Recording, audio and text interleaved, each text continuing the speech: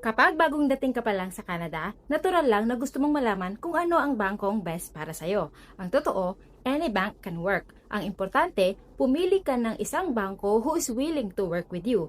Hanapin mo yung bank na handa kang tulungan kahit wala ka pang credit history at kayang mag-offer ng number 1, checking account, number 2, small credit card, and number 3, line of credit. Ang tip ko, iwasan mong pumunta sa maraming bangko para lang mag-apply ng credit. Bakit?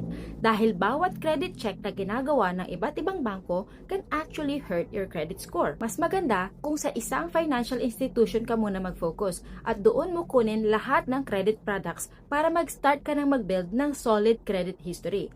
Pagdating naman sa mortgage, same principle lang din. Instead of applying sa iba't ibang lenders on your own, work with one mortgage broker. Bakit?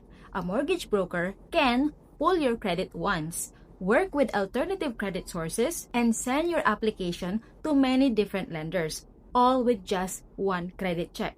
So, ano nga ba ang best bank for you? Choose one bank to build your credit history.